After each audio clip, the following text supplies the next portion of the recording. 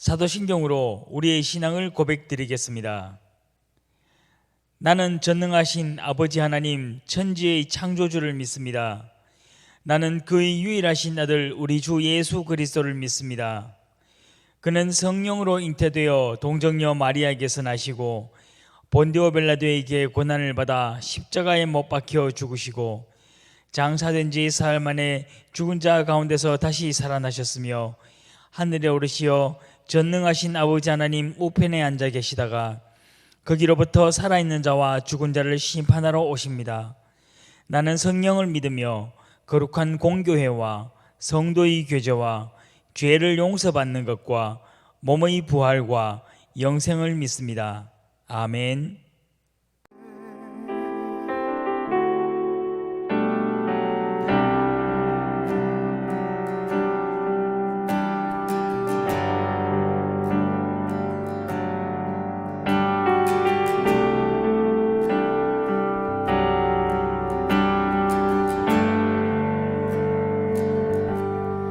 높은 산들이 낮아지고 험한 길이 평탄해지고 골짜기가 내머지는 새로운 하늘과 땅이 우리 가운데 소망으로 자리를 잡아 꿈을 꾸게 해 불합리한 현실 속에서 주의 사랑을 외치게 해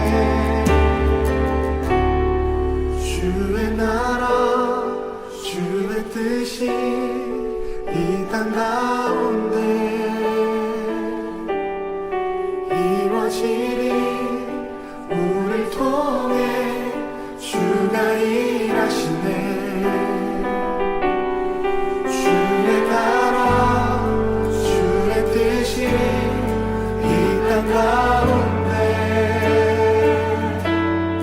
이루어지리 우릴 통해 주가 일하시네 지극히 높은 곳에서는 하나님께 영광이요 땅에서는 기뻐하심을 입은 사람들 중에 평화로다.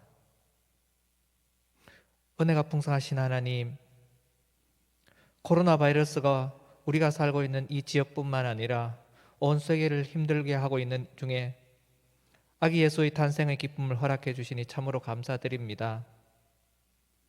친구 때문에, 공부 때문에, 때로는 돈 때문에, 가족 문제 때문에, 이런저런 개인적인 또는 사회적인 문제 때문에 힘들어하는 우리에게 오늘 예수님이 이 땅에 오셨습니다. 정말 기뻐하는 오늘 성탄절이 될 수 있게 하옵소서. 다시 한번 성탄절의 의미를 되새겨보면서 힘든 상황에 처해 있는 이웃들을 돌아볼 수 있는 소중한 기회가 될 수 있게 하옵소서.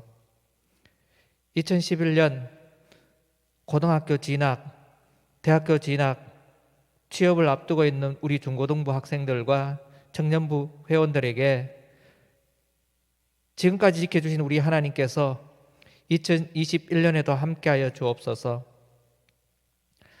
특별히 말씀 전하시는 우리 이창희 전도사님 붙들어 주시옵고 그 귀한 말씀이 우리 중고등부 학생들과 청년부 회원들이 일주일 동안 살아갈 때 귀한 영의 양식이 될 수 있게 하옵소서. 예배 마치는 시간까지 함께하여 주실 줄 믿사옵고 이 모든 말씀 예수 그리스도 이름으로 기도드립니다. 하나님께서 오늘 우리에게 주시는 말씀은 시편 43편 1절에서 5절 말씀입니다. 시편 43편 1절에서 5절 말씀입니다. 하나님이여 나를 판단하시되 경건하지 아니한 나라에 대하여 내 송사를 변호하시며 간사하고 불의한 자에게서 나를 건지소서. 주는 나의 힘이 되신 하나님이시거늘 어찌하여 나를 버리셨나이까? 내가 어찌하여 원수의 억압으로 말미암아 슬프게 다니나이까? 주의 빛과 주의 진리를 보내시어 나를 인도하시고 주의 거룩한 산과 주께서 계시는 곳에 이르게 하소서. 그런즉 내가 하나님의 제단에 나아가 나의 큰 기쁨의 하나님께 이르리이다. 하나님이여 나의 하나님이여 내가 수금으로 주를 찬양하리이다. 내 영혼아 내가 어찌하여 낙심하며 어찌하여 내 속에서 불안해하는가. 너는 하나님께 소망을 두라. 그가 나타나 도우심으로 말미암아 내 하나님을 여전히 찬송하리로다. 아멘. 예, 오늘 제목은 새로운 한 해를 꿈꾸며입니다. 네, 코로나로 인해서 얼굴도 별로 못 보고 성탄절을 맞이해서 얼굴로 못 보고 있는 사이에 벌써 12월 마지막 주일 예배를 우리가 드리고 있습니다. 이제 오늘 예배를 끝으로 주일은 이제 우리가 끝이 나는 겁니다. 참 지겹도록 한 해가 다가도록 우리를 괴롭혀온 이 코로나 바이러스가 겨울에 찬바람이 불면서 더 우리를 힘들게 하고 있습니다. 코로나 바이러스의 청정지역이라고 생각했던 대부분의 지역들이 한 차례 고통을 다 당하였고, 우리는 바로 옆에 포항, 경주 이곳에서 수차례 확산이 일어났을 때도 그래도 우리 지역은 안전하다고 생각을 했는데, 네, 한번 우리 지역에 전염되기 시작한 코로나 바이러스가 좀처럼 사라지지 않고 여전히 우리를 힘들게 하고 있는 현실입니다. 그러나 이렇게 어려운 현실 속에서도 우리는 새로운 한 해를 맞이하게 되었습니다. 새해를 맞이하면은 많은 사람들이 새로운 한 해에 대한 꿈을 꾸고 또한 계획을 세웁니다. 또한 이 새 꿈, 새 계획에 대해서 희망을 가집니다. 여러분은 어떤 꿈을 꾸고 어떤 계획을 세우고 있는가요? 안 세우는 사람은 제발 좀 세웠으면 좋겠습니다. 전도사님도 내년 한 해를 바라보면서 많은 계획들도 세우기도 했고 또 꿈을 꾸고 있는 것도 있습니다. 그런데 이 연말 연시가 되면은 사람들이 가장 많이 찾아다니는 곳 중에 하나가 점집입니다. 물론 각종 유흥시설, 오락시설은 당연히 많을 것이고 점집도 상당히 많은 사람들이 찾아다닌다고 합니다. 이곳을 찾아다니는 사람들의 종류는 굉장히 다양합니다. 학력, 직업, 빈부, 종교, 그 어떤 것에도 상관하지 않고 많은 사람들은 점집을 찾아다닙니다. 그 말은 많은 기독교인들조차도 점을 보러 다닌다는 것입니다. 이유가 무엇일까요? 왜 이들은 교회를 다니면서 하나님을 믿는다고 하면서도 점을 보러 다닐까요? 글쎄요, 아마도 불안한 미래 때문이 아니겠습니까? 자신들의 미래가 불안하기 때문에 그 미래에 대한 정보를 조금이라도 더 얻기 위하여 점을 보러 다니지 않을까요? 또 아주 신실한 성도들은 물론 점을 보러 다니지 않습니다. 그런데 그들은 좀 다른 곳으로 갑니다. 어디로 갈까요?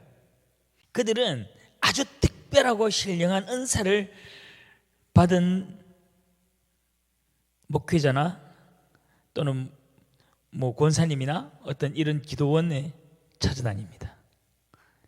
그리고 그 기도원에서 새해맞이 부흥 집회를 하기도 하고 또 어떤 기도나 이런 것들을 드립니다. 기도원을 찾는 성도들은 대부분이 이렇게 얘기합니다. 그곳에 기도원에 있는 원장님이 또는 그곳에 사역하는 사역자들이 아주 특별하고 신령한 은사, 특히 예언이나 신유의 은사가 있다고 이야기합니다. 점집을 찾아다니거나 어떤 이런 예언을 받기 위해 기도원을 찾거나, 저는 두 경우 모두 다가 바람직한 신앙의 모습이 아니라고 생각을 합니다. 이렇게 생각했습니다. 조사님, 기도하러 기도원에 가는데 그것이 왜 바람직한 신앙의 모습이 아닌가요? 라고 질문할 수 있을 것입니다. 그들이 점집을 찾아다니거나 기도원을 다니거나 그 이유가 결국은 자신이 처해 있는 어려운 상황 또는 자신의 미래에 대한 불안 때문에 간다는 것입니다. 예수 그리스도를 믿으면서 기독교라는 종교를 가지고 있으면서도, 그래서 교회를 다니면서도 보이지 않는 미래에 대한 두려움을 가지고 있다면 그리스도인과 비그리스도인의 삶이 전혀 구별될 수가 없습니다. 언제나 이야기하지만 그리스도인과 비그리스도인은 삶에서 반드시 구별이 일어나야 합니다. 누가 봐도 와, 저 사람은 저렇게 행동을 보니까는 참 그리스도인답다 라고 이야기하는 구별된 행동이 그리스도인에게서는 나타나야 된다는 겁니다. 물론 현재 우리를 힘들게 하는 문제는 굉장히 많습니다.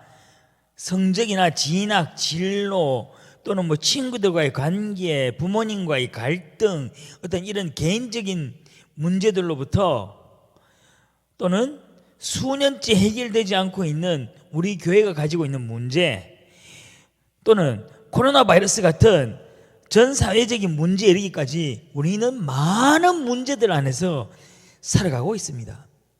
그런데 이 문제들이 가지는 공통점은 결국 불안한 미래가 중요한 원인이 됩니다.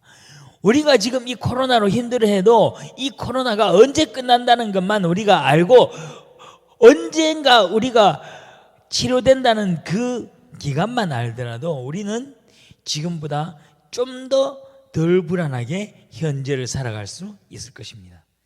그래서 우리는 모든 사람들이 우리가 가지고 있는 이 문제들이 해결되는 그때를 꿈꿉니다.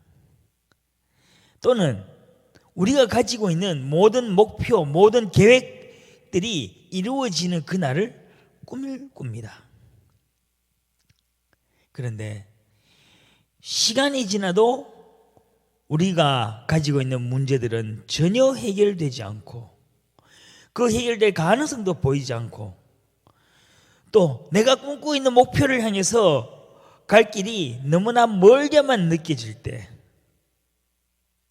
이런 상황 속에서 우리가 때로는 열심히 예배를 드리기도 하고, 때로는 성경을 읽기도 하고, 때로는 기도도 할 것입니다. 그런데 나의 어떤 이런 신앙생활에도 불구하고 내 삶에 변화가 없을 때, 여전히 내 목표가 멀게만 느껴지고 여전히 내 문제는 나를 힘들게 할 때 어떨까요? 우리는 하나님이 나에게 침묵한다라고 생각을 할 것입니다. 하나님은 나의 삶에 응답하지 아니하시고 하나님은 내 기도를 들어주지 않는 분이 됩니다. 우리 선생님의 하나님은 살아계실지 몰라도 나의 하나님은 죽은 하나님이 되는 것입니다. 이런 생각에 빠지게 되면은 교회가 나의 삶에 의미가 없어집니다. 교회는 그저 친구들 만나서 즐거운 시간을 보내는 곳이고, 그리고 친구도 나는 없어 그러면은 이 교회는 나에게 아무런 의미가 없는 곳입니다. 교회에서 드린 예배, 기도, 어떤 모임, 어떤 시간들, 어떤 행사들, 아무것도 나에겐 의미가 없습니다.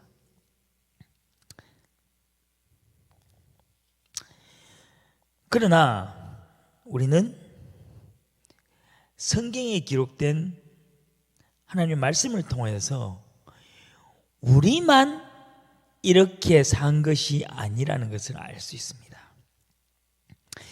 성경에는 위대한 신앙의 인물도 나타나지만은 사실은 대부분의 이스라엘 백성들은 자기들이 그렇게 많은 기적을 직접 눈으로 보고 삶에서 경험하면서도 위기가 다가올 때마다 하나님과의 신뢰를 깨뜨린 모습을 우리는 보았습니다.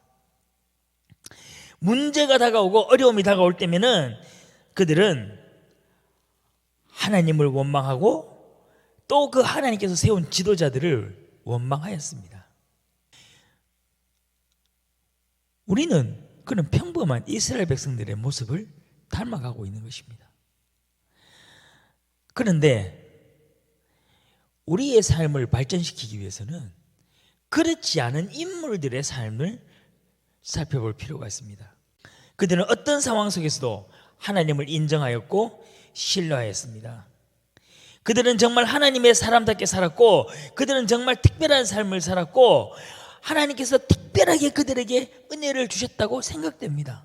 그리고 정말 하나님께서는 그들만 특별하게 사랑하셨고 그들만 은혜를 베푸신 것이라고 우리가 성경을 읽다 보면은 그런 착각에 빠져들기도 합니다. 그러면은 정말 하나님께서는 그들만 특별하게 사랑하셨을까요? 그들만 특별하게 은혜를 베푸셨을까요? 아니면 그들의 삶 속에서 뭔가 다른 사람들과 구별되는 모습들이 있었을까요?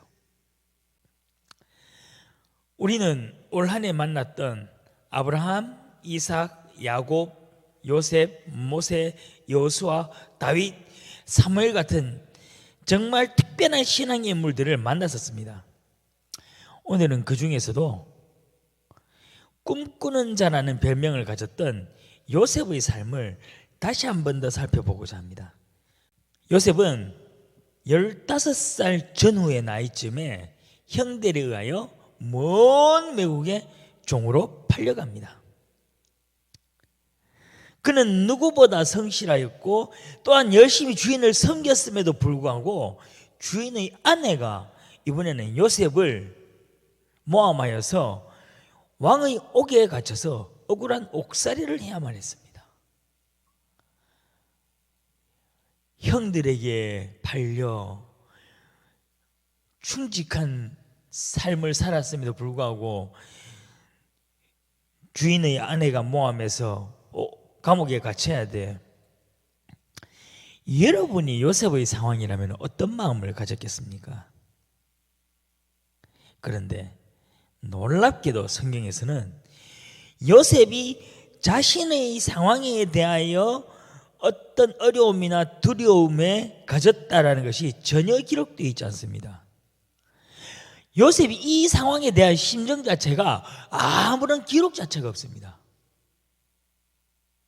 그 사실은 어떤 마음이었는지 우리가 알 수가 없습니다. 그러나 다만 요셉이 마지막에 형들을 만났던 자리에서 고백했던 고백을 통해 본다면은 요셉은 그 삶이 어려운 상황 속에서도 전혀 그 어려운 상황을 생각하지 않으며 살았다는 것을 알 수 있습니다.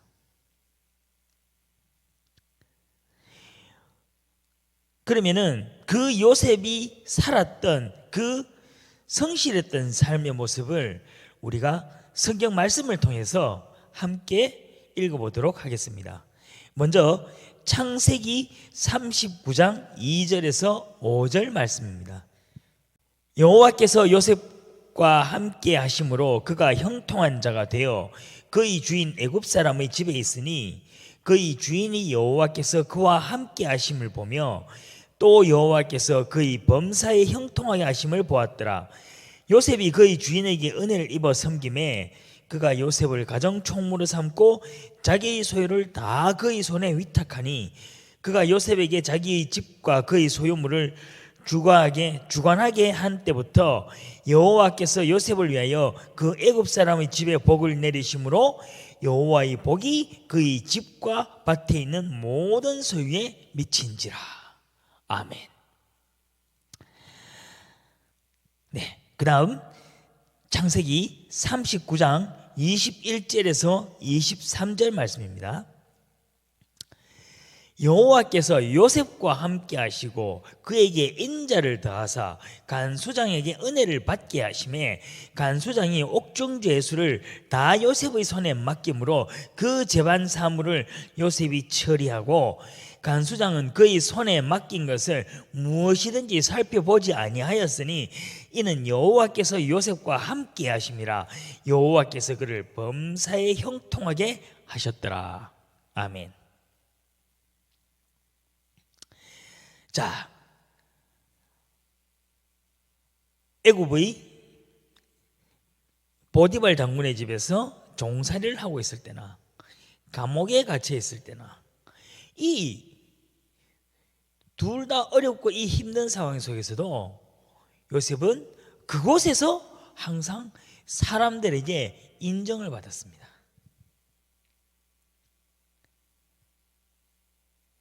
어떻게 이런 상황에서 요셉이 형들이나 보디발 장군의 아내를 원망하지 않고 미워하지 않으면서 성실한 삶을 삶으로써 사람들에게 인정을 받을 수 있었을까요? 그리고 성경에 기록된 대로 어떻게 요셉은 하나님께 은혜를 받을 수 있었을까요? 요셉의 삶을 통해서 성경에 기록된 대로 살펴보면은 이 모든 것이 하나님께서 요셉을 향하여 특별한 은혜를 내리셨다라고 생각되기가 너무 쉽습니다. 그런데 우리가 만약에 이렇게 생각을 해버리면은 우리는 우리 삶에 이 말씀을 통해서 적용할 수 있는 것이 아무것도 없어요. 할 수 있는 것이라면은 그저 기도하는 것. 어떻게 기도해요? 하나님, 내게도 요셉과 같은 특별한 은혜를 내려주세요. 하나님, 내게도 요셉과 같이 만나주시고 요셉과 같이 나와 함께 하셔서 지금 나를 이곳에서 건져내소서. 이 간구하는 기도 외에는 우리가 할 수 있는 게 아무도 없습니다. 왜? 성경에는 모든 것이 하나님께서 그렇게 하셨다라고 기록되어 있기 때문입니다. 그러면은 여전히 답답한 내 현실 속에서 응답하지 않는 나의 하나님을 바라보면서 우리가 가지고 있는 신앙은 더 그 힘을 잃어갈 것입니다. 조금 어려운 말로 신앙이 공허해집니다. 왜 교회에 다니는지 의미를 찾지 못하게 됩니다. 왜 예배를 드리는지, 왜 기도를 하는지, 내가 왜 찬양을 해야 되는지, 내가 왜 중고등부 모임을 해야 되는지 아무런 의미를 찾을 수가 없습니다. 그러면 요셉이 우리와 무엇이 달랐을까? 이제 요셉을 꿈꾸는 사람이라고 표현했던 본문 창세기 37장 6절에서 9절을 함께 읽어보겠습니다. 요셉이 그들에게 이르되 청하건대 내가 꾼 꿈을 들으시오. 우리가 밭에서 곡식단을 묶더니 내 단은 일어서고 당신들의 단은 내 단으로 둘러서서 절하더이다. 그의 형들이 그에게 이르되 네가 참으로 우리의 왕이 되겠느냐, 참으로 우리를 다스리게 되겠느냐 하고 그의 꿈과 그의 말로 말미암아 그를 더욱 미워하더니 요셉이 다시 꿈을 꾸고 그의 형들에게 말하게 이르되 내가 또 꿈을 꾼즉 해와 달과 열한별이 내게 절하더이다 하니라. 아멘. 이것은 우리가 아동부 때부터 많이 봐왔던 구절일 것입니다. 요셉은 어렸을 때 자신이 부모님과 형제들에게 절을 받는 꿈을 꾸었습니다. 그리고 요셉은 자신의 꿈이 하나님의 약속이라고 생각하였고 그 꿈이 이루어질 것이라고 믿었습니다. 물론 이 내용은 성경에 기록된 바는 없습니다. 그러나 요셉의 삶을 통해서 우리가 생각해 볼 수 있습니다. 요셉은 자신이 꾸었던 이 꿈 때문에 요셉은 자신의 답답한 그리고 어두운 현실을 바라보는 것이 아니라 하나님께서 꿈으로 보여주셨다는 이 약속을 오늘 현재의 삶으로 살았습니다. 왜 그렇게 생각할 수 있냐? 이 당시의 문화는 그들이 꾸는 특별한 꿈들은 그것이 하나님께서 미래의 길을 알려주시는 것이라고 그들이 생각했기 때문입니다.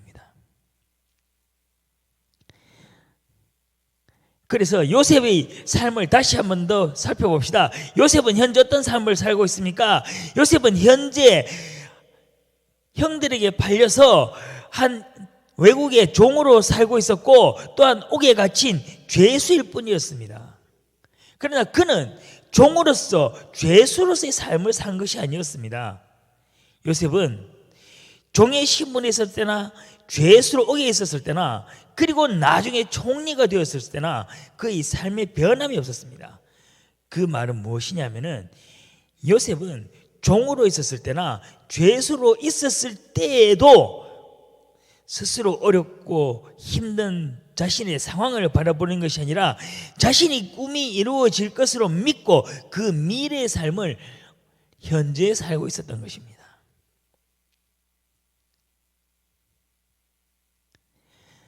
다시 말하면은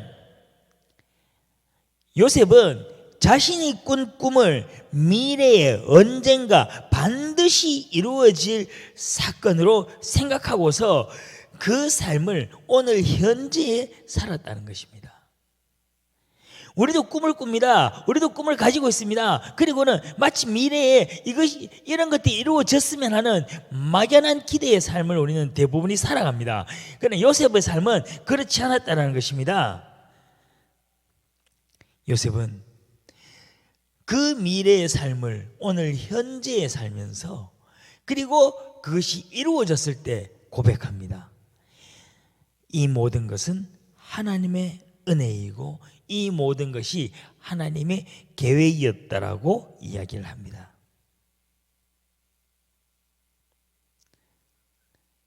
오늘 본문을 다시 한 번 더 읽어보겠습니다. 하나님이여 나를 판단하시되 내 송사를 변호하시며 간사하고 불의한 자에게서 나를 건지소서. 주는 나의 힘이 되신 하나님이시거늘 어찌하여 나를 버리셨나이까? 내가 어찌하여 원수의 억압으로 말미암아 슬프게 다니나이까? 주의 빛과 주의 진리를 보내시어 나를 인도하시고 주의 거룩한 상과 주께서 계시는 곳에 이르게 하소서. 그런즉 내가 하나님의 제단에 나아가 큰 기쁨의 하나님께 이르리이다. 하나님이여 나의 하나님이여 내가 수금으로 주를 찬양하리이다. 내 영혼아 내가 어찌하여 낙심하며 어찌하여 내 속에서 불안해하는가? 너는 하나님께 소망을 두라. 그가 나타나 도우시는 말미암아 내 하나님을 여전히 찬송하리로다. 아멘. 자, 오늘 본문을 자세히 한번 살펴보십시오. 1절에서 2절의 내용을 보았을 때는요, 이 시편 기자는 무엇인가 어렵고 힘든 자신의 상황을 경험하고 있다는 것을 우리가 알 수 있습니다. 그래서 그 자신의 어려운 상황에 대해서 하나님께 간구하고 있습니다. 근데 3절과 4절로 넘어가게 되면은 시편 기자는 이제는 자신의 소망을 하나님께 기도드립니다. 그리고는 갑자기 5절에서 소망을 하나님께 두라고 이야기하면서 현장에 불안해하는 자신을 돌이키고 하나님을 찬양하기 시작합니다. 이 시편 기자의 노래를 통하여서 우리는 요셉의 삶을 이해할 수 있는 것입니다. 하나님께 소망을 둔 시편 기자는 자신의 이 상황은 여전히 나아지지 않았음에도 불구하고 불안해하는 자신의 마음을 버리고 하나님을 찬양합니다. 시편 기자는 아직 이루어지지 않은 미래의 평안을 현재 벌써 누리고 있는 것입니다. 이제 그는 현재의 어렵고 힘든 상황을 바라보는 것이 아니라 미래에 이루어질 하나님의 구원의 날을 현재에 살겠다고 다짐하면서 그는 하나님께 기쁨의 찬양을 드립니다. 우리는 오늘 함께 읽었던 말씀이 나타났던 요셉의 삶, 그리고 이 시편 기자의 삶을 우리가 살아야만 합니다. 그리고 그렇게 살겠다고 다짐하면서 노력해야만 합니다. 새해를 맞이하면서 어떤 꿈을 꾸고 어떤 계획을 세우고 있습니까? 하나님께서는 여러분이 꾼 꿈, 여러분이 세운 계획을 반드시 이루어 주실 것입니다. 여러분이 세울 모든 꿈과 계획이 바로 반드시 이루어질 것이라는 그 믿음 안에서 우리가 한 주 한 주를 살아가기를 바랍니다. 더 이상 여러분 앞에 주어져 있는 어렵고 힘든 상황 때문에 실망하지 않기를 바랍니다. 그리고 여러분이 꾼 꿈, 그 세운 계획들이 이루어지는 그날, 이 모든 것이 하나님의 은혜였습니다라고 고백하는 모든 우리 중고등부 공동체가 되기를 소망합니다. 새해 계획을 세우고 새해 꿈을 꾸십시오. 그리고 그 꿈이 반드시 이루어질 것이라고 믿고 그 꿈을 향한 삶을 오늘 여러분의 현재 살아가는 여러분들이 되기를 바랍니다. 다 함께 기도드리겠습니다. 하나님, 우리의 현재 상황이 너무나 어렵고 힘이 듭니다. 우리 각자가 처한 상황이 그렇게 만족할 만하고 행복한 상황은 아닙니다. 하나님, 그러나 우리 공동체들 모두가 이 어렵고 힘든 상황 속에서도 우리의 꿈을 이루어 주시고 우리의 계획을 이루어 주시는 신실하신 하나님을 믿고 나아갈 수 있게 인도하여 주시옵소서. 우리로 하여금 현재의 어렵고 힘든 상황을 바라보는 것이 아니라 미래의 소망을, 하나님이 약속하신 그 구원의 날을 기대하며 오늘을 하나님께 찬양하며 감격하며 나아갈 수 있게 도와주시옵소서. 그래서 하나님께서 약속하신 모든 것이 이루어진 날, 우리가 꿈꾼 모든 그 꿈들이 이루어지는 날, 이 모든 것이 하나님의 은혜라고 고백하는 우리 모든 공동체 될 수 있게 인도하여 주시옵소서. 이 모든 말씀 우리 주 예수 그리스도 이름으로 기도드립니다. 아멘.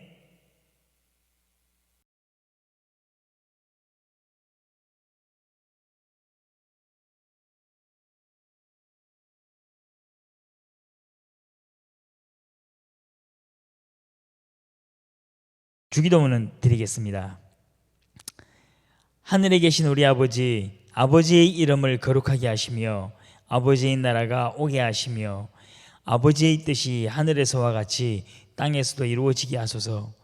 오늘 우리에게 일용할 양식을 주시고 우리가 우리에게 잘못한 사람을 용서하여 준 것 같이 우리 죄를 용서하여 주시고 우리를 시험에 빠지지 않게 하시고 악에서 구하소서.